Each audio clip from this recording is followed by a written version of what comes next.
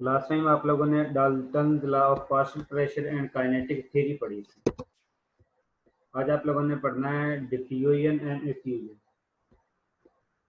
जी हीरा,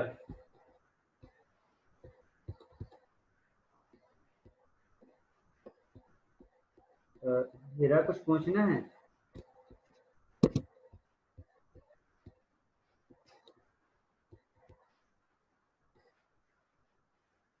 hello हीरा।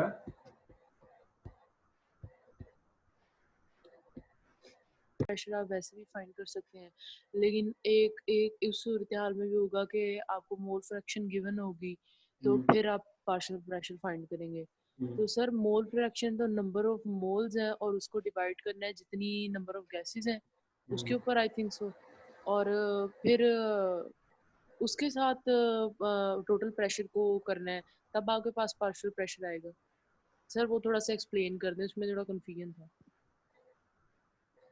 मैंने कहा था कि आप लोगों जिस वक्त पार्शियल प्रेशर का मतलब है कि आप लोगों के पास जिसका भी आप लोग प्रेशर कैलकुलेट करना चाहते हो, जो भी आप लोगों के पास जो वेसल है या जो भी आप लोगों के पास सिस्टम है, उसमें आप लोगों के पास एक से ज़्यादा गैसेज फिल की हुई है। जिस वक्त जी एक से ज़्यादा गैसेज होते हैं तो आप लोगों को टोटल प्रेशर, क्योंकि टोटल गैस जो है जितनी भी है, जिस तरह अगर हाइड्रोजन गैस है, नाइट्रोजन गैस है, ऑक्सीजन गैस है, 3 गैसेज आप लोगों ने फिल की हुई हैं एक बर्तन के अंदर। उसके बाद ये तीनों गैसेज जो है वेसल की वॉल के साथ टकराती हैं, और हर गैस जो है जिस वक्त वेसल की वॉल के साथ टकराएगी तो उस कंडीशन में प्रेशर एक्सर्ट करेगी, और जी वो प्रेशर जो है डिपेंड करता है कि आप लोगों के पास जो गैस है उसकी काइनेटिक एनर्जी कितनी है, क्योंकि जितनी ज़्यादा स्पीड होगी वो उतनी ही ज़्यादा फोर्स के साथ वेसल की वॉल से टकराएगी। और आप लोगों के जी पास टेम्परेचर जो है वो सेम होता है वेसल के अंदर। जितने भी आप लोगों ने जिस तरह हाइड्रोजन और ये नाइट्रोजन और ऑक्सीजन गैस फिल की हुई है, आप काइनेटिक एनर्जी आप लोगों ने, या सॉरी, टेम्परेचर आप लोगों ने सेम अप्लाई किया हुआ है। इसका जी मतलब है कि जिसको आप लोग एनर्जी प्रोवाइड कर रहे हो वो तीनों गैसेस को सेम अप्लाई कर रहे हो, लेकिन तीनों की मूवमेंट या जो मोशन है वो सेम नहीं होगी। जो लाइट गैस होगी उसकी मूवमेंट ज़्यादा होगी, और जो हैवी गैस होगी उसकी मूवमेंट कम होगी, क्योंकि उसके लिए ज़्यादा हमें फोर्स अप्लाई करना पड़ेगी। अब जिसके जी लाइट है, इसका मतलब है उसकी वजह से जिसकी मूवमेंट ज़्यादा है उसकी वजह से कुलियन भी ज़्यादा होगी, और जितनी कुलियन ज़्यादा होगी उतना ही वो प्रेशर ज़्यादा एक्सर्ट करेगा। इसलिए हम Dalton law of partial pressure इसलिए हम ये अप्लाई करते हैं कि इसके ज़रिए हम इंडिविजुअल गैस का प्रेशर हम कैलकुलेट कर सकते हैं। जिस वक्त हम जी इंडिविजुअल गैस का प्रेशर कैलकुलेट कर लेंगे तो उन टोटल का सम निकाल लेंगे तो हमारे पास टोटल प्रेशर हासिल हो जाएगा। और टोटल प्रेशर या पार्शियल प्रेशर कैलकुलेट करने के लिए आप लोग, जो आप लोगों ने आइडियल गैस इक्वेशन पढ़ी थी जिसके मुताबिक P V is equal to n R T equation थी, उसको जी ही सर। आप लोग अप्लाई करते हो। उसमें जो है नंबर ऑफ मोल्स जो हैं वो चेंज होते हैं, नंबर ऑफ मोल्स, क्योंकि आप लोगों के पास मैथ जो है हर गैस का डिफरेंट होता है। हर गैस का मैथ डिफरेंट होगा तो इसका मतलब है अगर मैथ जो है तो उसका नंबर ऑफ मोल्स भी डिफरेंट होंगे। या ये भी जी कह सर। सकते हो कि हर गैस का मोलर मैथ डिफरेंट है तो इसका मतलब है नंबर ऑफ मोल्स भी हर गैस के डिफरेंट होंगे। जिस वक्त नंबर ऑफ मोल्स डिफरेंट होंगे तो उस कंडीशन में हर गैस की वजह से प्रेशर जो है वो भी डिफरेंट होगा। सर लेकिन मोल फ्रैक्शन का ताल्लुक मोलर में से तो नहीं है ना? मोल फ्रैक्शन का ताल्लुक, जी देखें, मोलर में से तो नहीं है गैस के।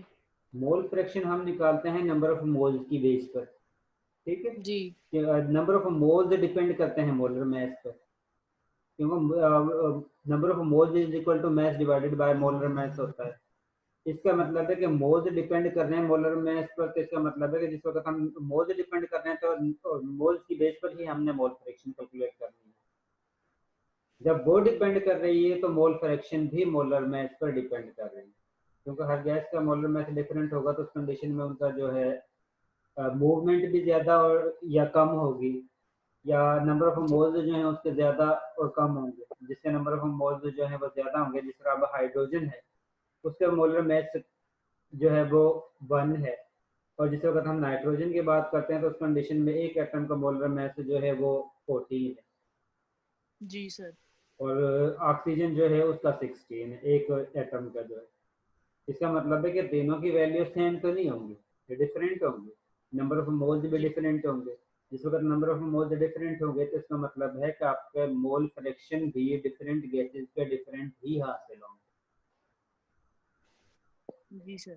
ठीक है, डिफरेंट तो नंबर ठीक। ऑफ मोल्स आप लोगों के पास हासिल होंगे तो इसका मतलब है कि जिस वक्त आप लोग इक्वेशन अप्लाई करते हो P V is equal to n R T, उसमें जी आर जनरल गैस कांस्टेंट है जिसकी फिक्स वैल्यू है, टी जो है टेम्परेचर वो भी आप लोगों का सिस्टम का कांस्टेंट होगा। इसके साथ वॉल्यूम जो है वो भी आप लोगों के पास कांस्टेंट होगा। सिर्फ आप लोगों के पास हर गैस की जो चेंज वैल्यू आएगी वो आएगी नंबर ऑफ मोल्स की और इसके साथ पार्शियल प्रेशर की। नंबर ऑफ मोल्स आप लोग निकाल सकते हो जिस वक्त आप लोग अप्लाई करते हो, अगर आप लोगों के पास मैथ गिवन हो तो उसकी बेस पर आप लोग नंबर ऑफ मोल्स निकाल सकते हो। और जिस वक्त नंबर ऑफ मोल्स निकाल लोगे तो आप लोगों के पास जो equation P V is equal to n R T है, इसमें डायरेक्ट वैल्यू पुट करोगे तो आप लोगों के पास पार्शियल प्रेशर हर गैस का अलग हासिल होगा, क्योंकि हर गैस का जो मैथ वो भी डिफरेंट गिवन होगा। जिस वक्त मैथ से डिफरेंट गिवन होगा तो उस कंडीशन में आप लोग उसके जरिए नंबर ऑफ मोल्स निकाल सकते हो हर गैस का, और नंबर ऑफ जी मोल्स को आप लोग इस इक्वेशन में वैल्यू जिस वक्त पुट करोगे तो आप लोगों के पास पार्शियल प्रेशर हर गैस का अलग हासिल होगा। उस पार्शियल प्रेशर को टोटल करोगे, यानी कि हाइड्रोजन के लिए आप लोगों के पास पार्शियल प्रेशर आया है, उसके बाद नाइट्रोजन के लिए आप लोगों ने पार्शियल प्रेशर कैलकुलेट किया है, इसी तरह आप लोगों ने ऑक्सीजन के लिए पार्शियल प्रेशर कैलकुलेट किया है। इन तीनों को सम करोगे तो आप लोगों के पास टोटल प्रेशर हासिल होगा।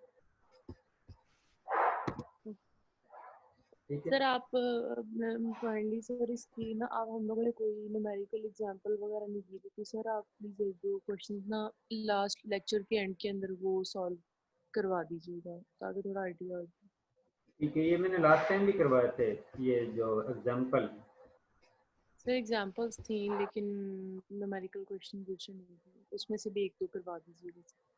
चलें ठीक है। इसके बाद है डिफ्यूजन एंड एफ्यूजन। डिफ्यूजन होता है कि गैसेस का स्पीड के साथ मिक्सअप होना, या ये कह लो हाई कंसंट्रेशन से लो कंसंट्रेशन की तरफ मूवमेंट करना। और इसके लिए कोई यानी कि लिमिटेशन नहीं है कि वो आहिस्ता आहिस्ता या स्लो मिक्सअप होती हैं, एक साइड से दूसरी साइड पर मूव करती हैं, या उनका जो है पाथ जो है वो कम हो। इसमें जो है जिस वक्त डिफ्यूजन होगी तो उस कंडीशन में उनका पाथ जो है बहुत वाइड होगा, यानी गैस हाई कंसंट्रेशन से रैपिडली लो कंसंट्रेशन की तरफ मूव करेंगे।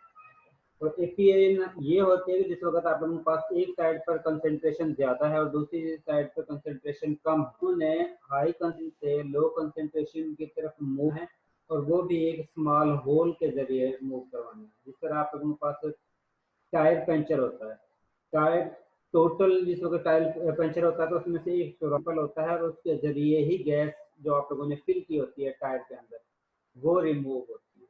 वो एग्जांपल होती है इफ्यूजन की। अगर आप लोगों के पास हर साइड से टायर एक टाइम में ही यानी कि ब्लास्ट हो जाता है या वो खत्म हो जाता है, तो उस कंडीशन में जिस वक्त गैस रिमूव होगी तो उसको हम कहेंगे डिफ्यूजन। अगर होल के जरिए एक सुराख के जरिए गैस जो है रिमूव होगी तो उसको हम इफ्यूजन कहेंगे। तो अगर हर साइड से जो है टायर ब्लास्ट हो जाता है, ब्रेक हो जाता है, तो उस कंडीशन में जिस वक्त गैस रिमूव होगी तो उसको हम कहते हैं डिफ्यूजन। और जिस वक्त डिफ्यूजन या इफ्यूजन किसी भी गैस की होती है तो उसका रेट जो है इनवर्सली रिलेटेड होता है स्क्वायर रूट के उसके मोलर मास से। कि जो गैस जिसका मोलर मास ज्यादा है उसका रेट ऑफ डिफ्यूजन या इफ्यूजन जो है वो कम होगी, और जिसका मोलर मास कम होगा उसके रेट ऑफ डिफ्यूजन या इफ्यूजन जो है वो कम। जिसका कम है उसका ज्यादा होगा रेट ऑफ डिफ्यूजन, और जिसका ज्यादा है मोलर मास उसका रेट ऑफ डिफ्यूजन जो है वो कम होगा।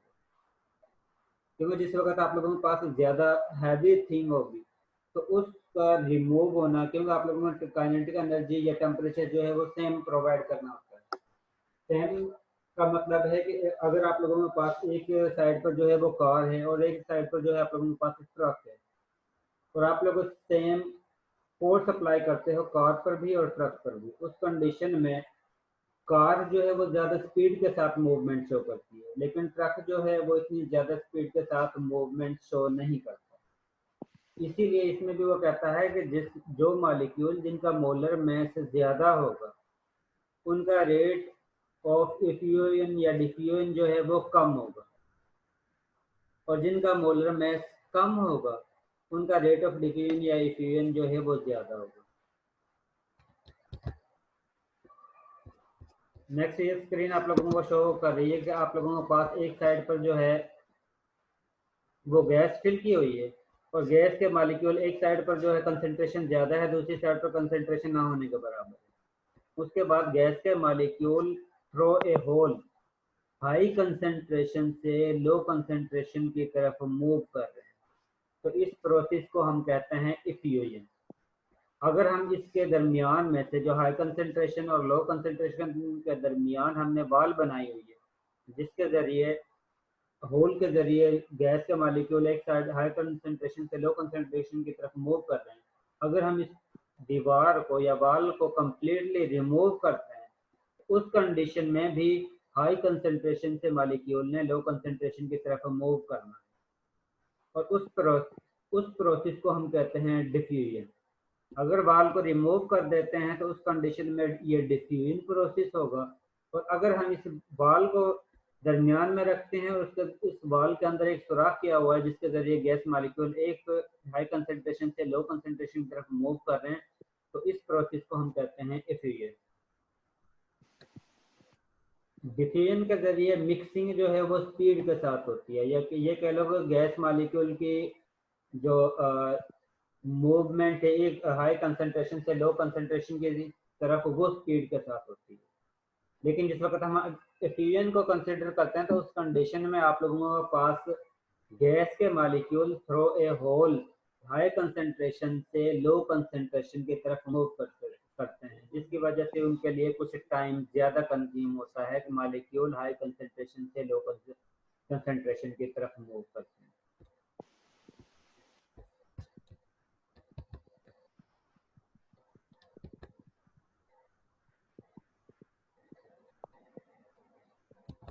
इसका मतलब है कि जिस वक्त आप लोगों ये था सिंगल गैस के लिए, अगर आप लोगों के पास एक से ज़्यादा गैसेज हैं तो उस कंडीशन में आप लोग जिस वक्त रेट ऑफ इफ्यूजन कैलकुलेट करोगे तो उस कंडीशन में उनके लिए जो इक्वेशन आप लोगों ने अप्लाई करनी है उनका रेशियो निकालना है, हर गैसेज का दूसरे गैस से कंपेयर करके उनका रेट ऑफ इफ्यूजन। अगर आप लोगों के पास दो गैस गिवन हो और आप लोगों के पास दोनों गैसेस का मोलर मास भी गिवन हो, और एक गैस का आप लोगों का पास रेट ऑफ डिफ्यूजन गिवन हो और दूसरी गैस का आप लोग आसानी के साथ निकाल सकते हो।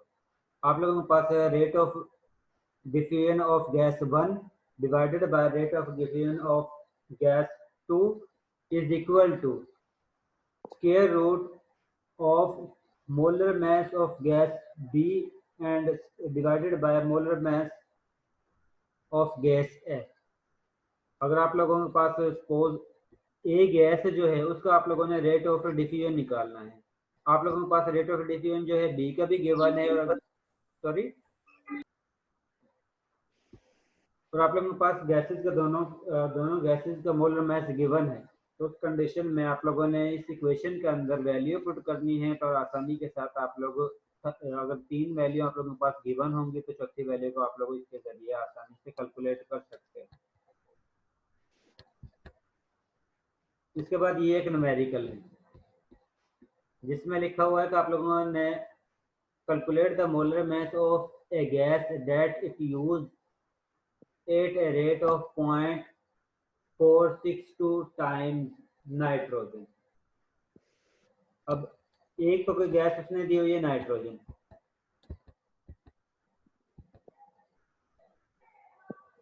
सर क्या आपने पूछा है?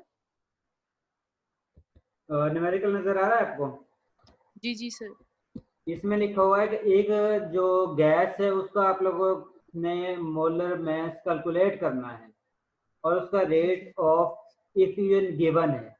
दूसरी गैस जो दी हुई है वो नाइट्रोजन उसने दी हुई है, और उसने कहा है कि जिस वक्त हम इसका रेट निकालते हैं नाइट्रोजन से कंपेयर करके दूसरी गैस का रेट निकलता है 0.462, यानी कि अननोन गैस का rate divided by nitrogen gas का रेट।